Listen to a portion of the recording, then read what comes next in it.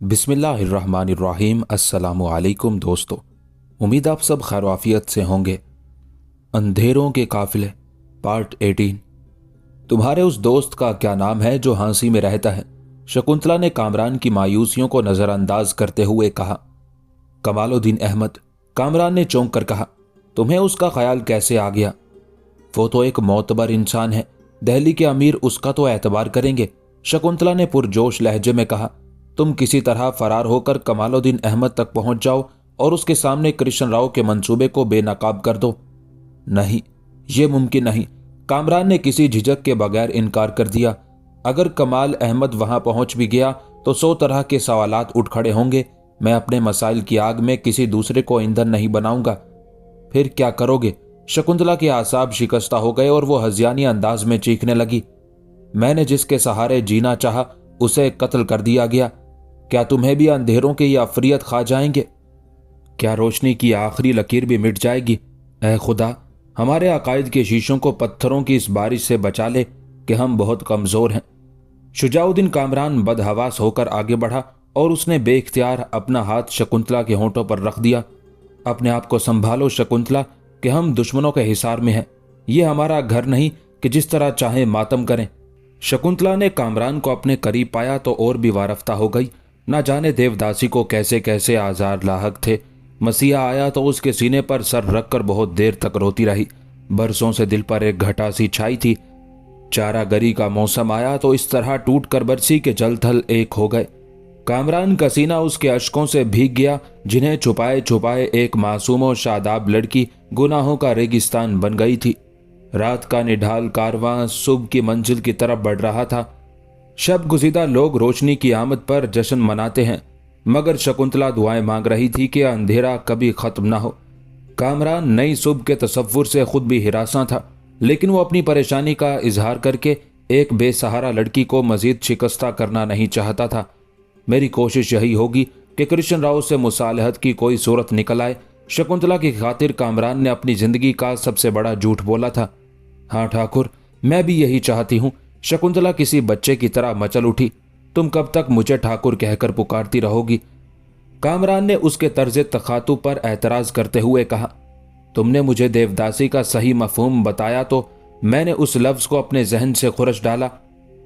मैं भी ठाकुर हूं और कृष्ण राव भी, आखिर दोनों में क्या निस्बत है? अल्फाज से कुछ नहीं होता। शकुंतला ने जबरन मुस्कुराने की कोशिश की। ठाकुर आका को भी कहते हैं और मैं उसे निस्बत से तुम्हें ठाकुर कहकर पुकारती हूं। ये कहते कहते शकुंतला के पूरे चेहरे पर शर्म हया की सुर्खी इस तरह फैल गई जैसे शाम के वक्त आसमान के किनारों पर शफक नमूदार हो जाए। मैं तुम्हारा आका नहीं, साथी हूं, मगर ऐसा साथी जो तुम्हें दुखों के मंझधार में तन्हा छोड़े जा रहा है। शकुंतला के ताल्लुक से पहली बार कामरान को अपनी आंखों के गोशों में नमी सी महसूस हुई। नहीं, अब मैं तन्हा नहीं हूं। शकुंतला इस तरह उठ खड़ी हुई जैसे कोई जनाजा उठाया जा रहा हो। तुम्हारे दम से यादों की एक दुनिया आबाद रहेगी, और जहां यादों का इतना हजूम हो वहां कोई तन्हा कैसे रह सकता है। शकुंतला चली गई और कामरान हालात की नई सितम जरीफी के बारे में सोचने लगा। परेशान ख्यालात की एक यलगार थी जो कामरान को एक तिनके की मानिद मुख्तलिफ समतों में उड़ाए जा रही थी। कभी सादिया खानम का उदास पैकर नजर आता। बूढ़ी औरत बेटे के इंतजार में थक कर दरवाजे पर सो जाती है। कभी काजी मादोदीन की अदालत उभर आती, जिसके दरो दीवार बेशुमार बंदगाने खुदा के खून से सुर्ख थे। कभी कायम खान राजपूत की हवेली में कहकहों का शोर गूंजने लगता। कभी लब बस्ता यास्मीन खानम उदास आंखों की जबान से सवाल करती, कामरान तुम कब लौट कर आओगे? कभी वो नामुराद शकुंतला याद आ जाती जो अभी अभी उसके पहलू से उठकर गई थी और जिसने एक ऐसे मर्द से मोहब्बत की थी जो किसी दूसरी औरत के फिराक में बचपन से जल रहा था। अफसोस, शकुंतला तो मिली भी तो किस मकाम पर। कामरान के होंठों से आहे सर्द निकल गई और उसके साथ ही उसकी आंखों के सामने कृष्ण राव का पूरा निजाम जबर रोशन हो गया, जिसमें सिर्फ जंजीरें थी, पत्थर थे, जहरीली नागिनें थी, आदमखोर अजदहे थे, भेड़िए थे, शिकारी कुत्ते थे और मजबूर इंसानों की बेअसर चीखें थी। कामरान सोना नहीं चाहता था, मगर शदीद थकन ने उसकी पलकें झपका दी। वो फर्श ही पर सो गया।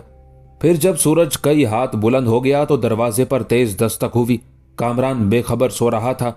अंदर से कोई जवाब न आया तो बाहर वालों ने अपने हाथों को पूरी ताकत से इस्तेमाल किया, यहां तक कि शुजाउद्दीन कामरान जागने पर मजबूर हो गया।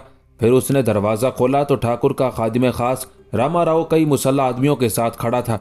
कामरान को रामा राव की आमद पर कोई हैरत नहीं हुई थी। शकुंतला ने गुज़िश्ता रात ही उसे कृष्ण राव के नए मंसूबे से आगाह कर दिया था। कैसे आए रामा राव? कामरान ने इंतहाई कुव्वत बर्दाश्त का मुजाहिरा करते हुए कहा। बाहर निकल, तुझे ठाकुर ने तलब किया है। रामा राव के लहजे से बेहूदगी टपक रही थी, जैसे वो राय शुजाउद्दीन कामरान से नहीं किसी जर खरीद गुलाम से मुखातिब हो। तुम चलो, मैं कुछ देर बाद आता हूं। कामरान ने रामा राव की गर्म गुफ्तारी के बावजूद सब्र जब्त का दामन हाथ से नहीं छोड़ा था। अभी और इसी वक्त रामा राव की आंखों से अंगारे बरसने लगे। मैं तेरे ठाकुर का गुलाम नहीं हूं कि सांस लेने के लिए भी उसकी इजाजत तलब करूं। इंतहाई कुव्वत बर्दाश्त का मुजाहिरा करते करते अचानक कामरान के आसाब जवाब दे गए और जबान मसलहत का बंद तोड़कर सैलाब के पानी की तरह बेकाबू हो गई। कामरान ये कहकर पलट जाना चाहता था कि यकायक रामा राव का हाथ उसके गिरेबान की तरफ बढ़ा। कामरान ने पीछे हटने की कोशिश की, मगर रामा राव ने उसका गिरेबान पकड़कर पूरी ताकत से आगे की जानिब झटका दिया। कामरान ने अपने दोनों पांव चौखट की उभरी हुई लकड़ियों में फंसाकर संभलना चाहा, लेकिन रामा राव खुद भी एक तावाना इंसान था और उसने बेखबरी के आलम में अपने दुश्मन पर हमला किया था। इसलिए कामरान लड़खड़ा गया। उस कश्मकश में गिरेबान चाक हुआ तो दामन तक चला गया। कदमों का तवाजुन खोने के बाद भी कामरान ने रामा राव की कलाई पकड़ ली और अपने पैराहन को मजीद धज्जियां होने से बचाया। लेकिन दूसरे मुसल्ला मुहाफिज ने अपनी नियाम कमर से खोलकर कामरान के सर पर मारी।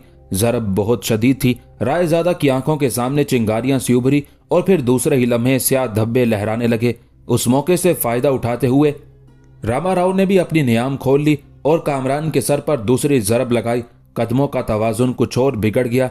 रामा राव के साथी ने तीसरी जरब लगाई। आंखों के सामने अंधेरे की तह में इस कदर इजाफा हो गया कि कामरान को अपनी बिनाई जायल होती हुई महसूस होने लगी। वो लड़खड़ाकर फर्श पर गिरने ही वाला था कि उसने महज अंदाजे से रामा राव के उस साथी के दोनों हाथ पकड़ लिए जो मुसलसल कामरान के सर पर जरबें लगा रहा था। मुसल्ला राजपूत ने कामरान की गिरफ्त से आजाद होने की कोशिश की, मगर रायजादा की पकड़ बहुत ज्यादा मजबूत थी। रामा राव के दूसरे मातहतों ने अपने साथी को आजाद कराने की कोशिश की, लेकिन कामरान ने उसे नहीं छोड़ा। यहां तक कि उस कश्मकश में दोनों फर्श पर गिर गए। कामरान ने इंतहाई तकलीफ के बावजूद अपने दोनों हाथ मुसल्ला राजपूत की गर्दन में पैवस्त कर दिए। जब हाथों का दबाव हद से ज्यादा बढ़ गया तो वो राजपूत किसी जिबा होने वाले जानवर की तरह चीखने लगा। रामा, भगवान के लिए मेरी सहायता कर कि ये मलीच मुझे मार डालेगा। रामा राव ने अपने साथी की उस चीख के साथ ही आगे बढ़कर कामरान के जोरदार ठोकर लगाई, मगर रायजादा की गिरफ्त कमजोर नहीं हुई। उसने चीख कर कहा, रामा, तू राजपूतों के नाम पर एक बदनुमा दाग है। तूने और तेरे साथियों ने जिस बुजदली के साथ मुझ पर हमला किया है, इस तरह तो घटिया नस्ल का कोई कुत्ता भी किसी के नहीं काटेगा। तू और तेरा आका गलियों में घूमने वाले कुत्तों से भी बदतर हैं। मेरे हाथ में तलवार देकर मुझे ललकारा होता, फिर इस मंदिर के दरो दीवार पर यह राज खुल जाता कि तुम लोग कितने बड़े बहादुर हो। बेशक मुझे मार डालो, मगर मैं तुम्हारे इस सूरमा को जिंदा नहीं छोड़ूंगा। ये मेरे हाथों में तड़प तड़प कर जान दे देगा और फिर तुम्हें यकीन आ जाएगा कि मेरे हाथ यमराज के हाथों से कम ताकत नहीं रखते। रामा राव और उसके साथी बदहवास हो गए। इनफिरादी शुजात का मुजाहरा करने के बजाय वो सब के सब इज्तिमाई अंदाज में कामरान पर हमलावर हुए। नियामों की कई शदीद जरबें रायजादा के सर पर लगाई गई, यहां तक कि एक बेदस्तोपाय इंसान अपने होश खो बैठा। कामरान की उंगलियों की गिरफ्त कमजोर होती चली गई और फिर उसका जिस्म एक तरफ ढुलक गया। मुसल्ला राजपूत की आंखें हलकों से बाहर निकल आई थी और उसका चेहरा नीला पड़ गया था। कुछ देर बाद खून की गर्दिश बहाल हुई तो वो उठकर खड़ा हुआ और बेहोश कामरान के जिस्म पर ठोकरें मारने लगा। इस दौरान शोरगुल सुनकर तमाम देवदासियां अपने अपने कमरों से बाहर निकल आई थी, मगर खौफ व दहशत ने उन्हें आगे बढ़ने से रोक दिया था। फिर भी शकुंतला दीवानावार दौड़ती हुई कामरान तक पहुंच गई। इसे क्यों मारता है? क्या तुझे मालूम नहीं कि यह छोटा ठाकुर है, महाराज का जाननशीं? शकुंतला ने बेहोश कामरान की तरफ देखते हुए कहा, जो अपने खून में नहाया हुआ जमीन पर पड़ा था। वो सोच भी नहीं सकती थी कि हालात इस कदर तेजी से करवट लेंगे और कामरान इतनी जल्दी कृष्ण राव के तशद्दुद का शिकार हो जाएगा। ये महाराज का जाननशीं नहीं, एक अछूत है जो अपनी जबान और हाथों से ठाकुर के तलवों को नापाक करना चाहता था। मजबूरन इसकी जबान भी बंद कर दी गई और हाथ भी तोड़ दिए गए। रामाराव ने अपनी नफरत का इजहार करने के लिए कई बार झुककर कामरान के मुंह पर थूका और उसके बेहोश जिस्म पर अपनी ठोकरों की ताकत आजमाई। शकुंतला के दिलो जान पर कयामत से गुजर रही थी। अगरचे वक्त ने उसे भेड़ियों के नरगे में ला खड़ा किया था, लेकिन फिर भी वो अपनी जबान पर काबू न रख सकी। महाराज ने तो मुझसे कुछ नहीं कहा। कल तक उनका हुक्म था कि मैं छोटे ठाकुर को दुनिया की हर आसाइश फराहम करूं, फिर एक रात में ये सब कुछ क्या हो गया? शकुंतला ने बड़े कर्बनाक लहजे में कहा। तेरी हैसियत ही क्या है वेश्या? रामाराव किसी दरिंदे की तरह धाड़ा। तू कौन है फाहिशा के ठाकुर? पहले तुझे खबरदार करते, फिर अपना हुक्म जारी करते। यह कहकर रामाराव ने पूरी ताकत के साथ शकुंतला को धक्का दिया। एक कमजोर से जिस्म की लड़की ताकत के उस मुजाहरे को बर्दाश्त न कर सकी। वो सामने की दीवार से टकराई और फिर फर्श पर गिर गई। चंद लम्हों में शकुंतला के माथे पर भी जख्मों की फसल उगाई थी। निस्वानी चीख उभरी मगर खौफ व दहशत की फिजा में दब कर रह गई। रामाराव किसी भेड़िए की तरह देवदासी पर झपटा और उसे जमीन से खींचकर उठाते हुए बोला, मुझे इस बात का लिहाज है कि तू ठाकुर की दाश्ता है, वरना अब तक तेरा यह दरीदा जिस्म पहचाना नहीं जाता। अपने होंठ भी सीले और कमरे के कवाड़ भी बंद कर ले। अगर तूने अपनी जबान को जुम्बिश दी तो ठाकुर के पाले हुए भेड़ियों का शुमार कर ले कि वो तादाद में कितने हैं और उनकी पसंदीदा गिजा इंसानी गोश्त के सिवा कुछ नहीं। रामाराव बेहयाई पर उतर आया था और एक मजबूर लड़की को शर्मनाक अंदाज में धमकियां दे रहा था। शकुंतला क्या जवाब देती? खामोशी से लड़खड़ाती हुई चली गई। उसने एक बार भी मुड़कर नहीं देखा कि कामरान किस हालत में है और उस पर क्या गुजर रही है। रामाराव ने शकुंतला की जबान के साथ उसकी आंखों पर भी पाबंदी आयद कर दी थी। शकुंतला के जाने के बाद रामाराव ने तमाम देवदासियों को तलब किया। मजहब के नाम पर वहशत और दरिंदगी का शिकार होने वाली सारी लड़कियां लरसते जिस्मों और झुकी हुई आंखों के साथ रामाराव के सामने खड़ी थी। तुम्हारी आंखों ने यहां कुछ देर पहले क्या देखा और तुम्हारे कानों ने क्या सुना? रामाराव ने देवदासियों को मुखातिब करते हुए कहा। उसकी आवाज में भेड़ियों जैसी गुर्राहट थी। जो कुछ आपने देखा और जो कुछ आपके कानों ने सुना, तमाम लड़कियां बैक जबान बोली। अगर ठाकुर तुमसे पूछें तो कह देना कि इस मलीच ने महाराज को उनके माँ बाप के हवाले से नंगी गालियां दी थी। रामाराव ने कामरान की तरफ इशारा करते हुए कहा। देवदासियों ने लोंडियों के अंदाज में सर झुका दिए। उनके जिस्मों की लर्जिश साफ नुमाया थी। और यह भी कह देना कि महाराज के इस खिदमतगार ने आखिर वक्त तक छोटे ठाकुर को समझाने की कोशिश की, मगर वो नहीं माना। रामाराव ने अपने सीने पर हाथ रखते हुए कहा। ऐसा ही होगा महाराज। देवदासियां दहशत के सबब रामाराव को भी महाराज कहकर पुकारने लगी थी। अगर ऐसा नहीं हुआ, रामाराव ने खूनख्वार नजरों से लड़कियों की तरफ देखते हुए कहा।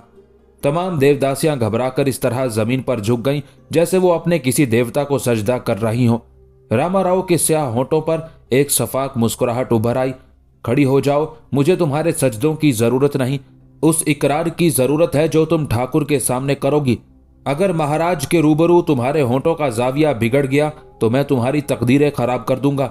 बस अब जाओ और शकुंतला के सर से बहते हुए खून को याद रखो कि उसका और तुम्हारा खून मुख्तलिफ नहीं है।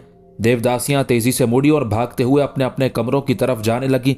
बदहवासी में कुछ लड़कियां गिर पड़ी और फिर इस तरह उठकर भागने लगी जैसे मौत उनके ताक़ुब में हो। देवदासियों की उस बेकसी पर रामाराव ने एक हजियानी कहकहा लगाया और अपने साथियों को मुखातिब करते हुए कहने लगा। इस मलीच को उठाओ और ठाकुर के सामने चलो। मगर रामा, ठाकुर ने हमें यह हुक्म तो नहीं दिया था, एक राजपूत ने फिक्र अंगेज लहजे में कहा। अगर ठाकुर ने बाजपुर्स की तो हम क्या जवाब देंगे? मैं तुम लोगों के खिलाफ खुलने वाली हर जबान काट चुका हूं। रामाराव ने इंतहाई रौनत के साथ कहा। मैं ठाकुर का मिजाज शनास हूं। जब तुम अपनी वफादारियों की दास्तान पूरी रंग आमेजी के साथ बयान करोगे तो महाराज सजा की बजाय तुम्हें बेशबहा इनाम से नवाजेंगे। कृष्ण राव के तमाम खिदमतगारों के होंठों पर एक आसूदा सी मुस्कुराहट उभर आई। फिर वो कामरान के बेहोश जिस्म को उठाने के लिए खम हुए, लेकिन एक राजपूत झिझक कर सीधा हो गया। रामा, इस मलीच का खून हमारे जिस्मों को नापाक कर देगा। कुछ देर के लिए इस गिलाजत को बर्दाश्त कर लो। रामाराव ने मुस्कुराते हुए कहा। जमुना में 7 गोते लगा लेना, देवता हमें दोबारा पाक कर देंगे कि हमने ये खून उन्हीं के लिए तो बहाया है। रामाराव के उस भाषण के बाद दरिंदे मुतमईन हो गए और कामरान को उठाकर तवील राहदारी तय करते हुए पुजारी राम स्वरूप के कमरे में पहुंचे, जहां कृष्ण राव उनका इंतजार कर रहा था। कृष्ण राव घबराकर खड़ा हो गया और चीखते हुए कहने लगा, रामा, ये क्या है? पुजारी राम स्वरूप भी वहशतज़दा नजर आने लगा। उसकी नजरें कामरान के खून पर जमी हुई थी जो कतरा कतरा टपक रहा था। इसे बाहर ले चलो। इसने तो भगवान के घर को ही नापाक कर डाला। रामाराव और उसके साथी कामरान को लिए हुए कमरे से बाहर निकल गए और मंदिर के सामने एक दरख्त के नीचे डाल दिया।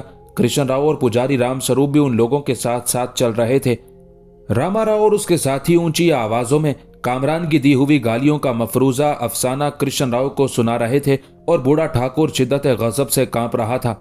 जब दरिंदों की जबानें खामोश हो गईं तो कृष्णराव ने आगे बढ़कर कामरान के एक ठोकर मारी और अपने खिदमतगार की तरफ देखते हुए बोला, तूने ठीक किया रामा, मैं हमेशा तेरी वफादारियों पर नाज करता रहा हूं। तू मेरा सच्चा पैरोकार है।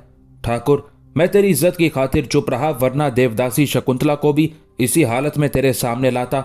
रामाराव ने ठाकुर के बूढ़े आसाब पर एक और जरब लगाई। उसने क्या किया? कृष्णराव दोबारा भड़क उठा। वो तेरे हुक्म के खिलाफ इस मलीज की हिमायत कर रही थी। रामाराव ने एक नए अंदाज से ठाकुर के कानों में जहर घोल दिया था।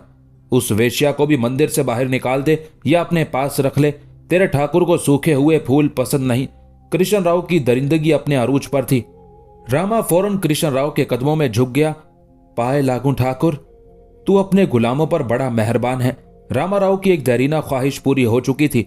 उसकी हवसनाक नजरें दिन रात शकुंतला के ताक्कुब में रहती थी, मगर रामाराव में इतनी हिम्मत नहीं थी कि वो ठाकुर से शकुंतला को मांग लेता। कृष्णराव जब किसी देवदासी से उकता जाता तो वो उसे रामा या बड़े पुजारी के तसर्रुफ में दे देता, लेकिन शकुंतला अभी कम हैसियत लोगों में तकसीम नहीं हो सकी थी। आखिर रामा की खुशकिस्मती के सबब आज वो भी दिन आ गया था। ठाकुर ने देवदासी की किस्मत का फैसला कर दिया और रामाराव उसके कदमों पर सर रखकर गिड़गिड़ाने लगा। पुजारी, कृष्णराव ने अचानक रामस्वरूप को मुखातिब करते हुए कहा, पूरे मंदिर को गुसल दे दे। मैंने अपने पुरखों से सुना है कि देवताओं के स्थान पर किसी मलीच का खून गिरना कोई अच्छा शगुन नहीं है। ठाकुर का हुक्म सुनते ही रामस्वरूप अपने कमरे की तरफ चला गया। इसे शूद्रों की बस्ती में ले जा और कुछ दिन नरसिंगा का इंतजार कर। कृष्णराव ने बेरहम लहजे में कहा। नरसिंगा का इंतजार क्यों? रामाराव ने डरते डरते पूछा। क्या ठाकुर जंगली सरदार की मर्जी का पाबंद है? तेरा ठाकुर किसी का पाबंद नहीं, कृष्णराव ने चीख कर कहा, मगर उसके चेहरे पर हल्की सी घबराहट का रंग नुमाया था। फिर भी हमें कुछ दिन इंतजार करना होगा। आखिर नरसिंगा ने कई माह तक उसकी जंगी तरबियत की है। हो सकता है वो कोई सवाल कर बैठे। अगर नरसिंगा ने इसकी गुमशुदगी के बारे में कुछ नहीं पूछा तो हमारी मंजिल आसान हो जाएगी। मैं अभी कोई हंगामा खड़ा नहीं करना चाहता। फिर इसे कत्ल करके लाश को उसके दरवाजे पर फेंक आना, ताकि वो मगरूर औरत अपने बेटे का अंदोहनाक अंजाम देख सके। कृष्णराव की आंखों में खून उतर आया था। मैं तो हिंदू धर्म के इस बागी से तवील और मुसलसल इंतकाम चाहता था, मगर शायद देवताओं को यही मंजूर था कि इसकी सजा मुख्तसर हो जाए। फिर भी मैं खुश हूं कि भगवान ने अपने इस नाम लेवा को मायूस नहीं किया। ठाकुर का हुक्म सुनकर रामाराव ने एक पुरशोर नारा बुलंद किया, जय काली माता की। आज बहुत दिन बाद एक बागी को माता के चरणों पर भेंट चढ़ाया जाएगा। ये एक अच्छा शगुन है ठाकुर, बहुत ही अच्छा। मगर इस नेक काम में इतनी देर क्यों? नरसिंगा का इंतजार किस लिए? वो लुटेरा भी आखिर तेरा दास है। रामाराव ने खुशामदाना अंदाज में कहा। मैं जानता हूं कि नरसिंगा भी मेरे हुक्म के दायरे से बाहर नहीं जा सकता, मगर मुझे राजनीति से काम लेना होगा। कृष्णराव के लहजे से किसी कदर तशवीश का इजहार हो रहा था। कैसी राजनीति ठाकुर? रामाराव ने चौंक कर पूछा। यही कि कामरान और नरसिंगा के दरमियान भी कोई ताल्लुक पैदा हो सकता है। कृष्णराव ने कुछ सोचते हुए कहा। नरसिंगा ने उसे अपने हुक्म से बाहर जाने की इजाजत दे दी थी और वह खुद भी बहुत पूरा एतमाद लहजे में बोल रहा था। यहां तक कि उसने मेरी हैसियत को नजरअंदाज कर दिया था। कृष्णराव ने शुजाउद्दीन कामरान की तरफ इशारा करते हुए कहा।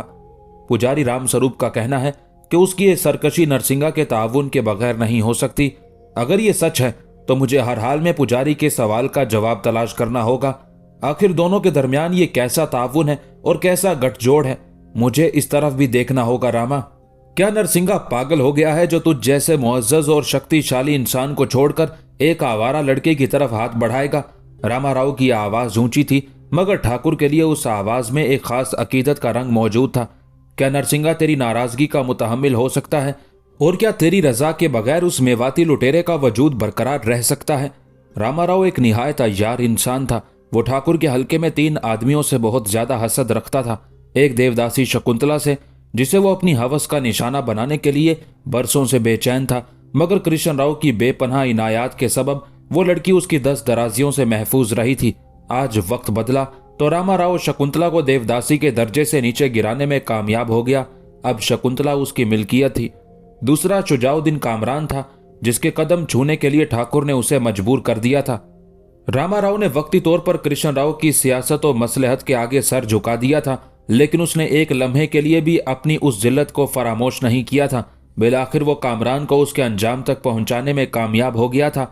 रामाराव ने बड़ी ज़हानत से कामरान के गिर्द अपनी साजिश का जाल फैलाया था और ठाकुर के दिल में उसकी तरफ से नफरत की ऐसी फसल बो दी थी कि जिसे काटते काटते रायजादा के हाथ थक जाते और वो खेती उसी तरह लहलहाती रहती। तीसरा सरदार नरसिंगा था, जिसकी शक्ल देखते ही रामाराव का खून खोल उठता था। कज़ाकों के सरदार से कृष्ण राव भी घबराता था और ये बात रामाराव के सीने में किसी कांटे की तरह खटकती थी। उसने कई बार चाहा कि नरसिंगा का इक़्तिदार खत्म हो जाए, मगर वक्त का हर गुजरता हुआ लम्हा सरदार की ताकत में इजाफा कर रहा था।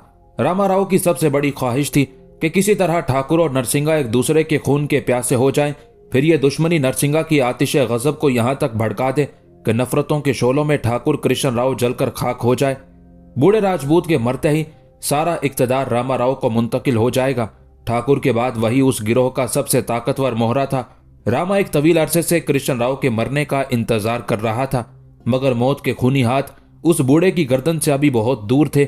आज जब रामाराव ने साजिश की एक चिंगारी को रक्स करते देखा तो उसकी फितरत की सफाकी भी पूरी तवानाई के साथ नाचने लगी। फिर उसने कमजोर से चिंगारी को एक शोलाए सोजा बना देना चाहा। ठाकुर, आज तुझे यह भी सोचना होगा कि उस जंगली लुटेरे की क्या हैसियत है। रामाराव ने एक नए जाविये से बूढ़े राजपूत के जज्बात को भड़काने की कोशिश की। अगर वो तेरे सामने इस मलीच लड़के की हिमायत करता है तो फिर अच्छी तरह समझ ले कि तेरी खुदाई कमजोर पड़ती जा रही है। रामाराव ने ठाकुर के आसाब पर बड़ी शदीद जरब लगाई थी, मगर वो जमाना शनास सूदखोर उस वार को बड़े सलीके से बर्दाश्त कर गया।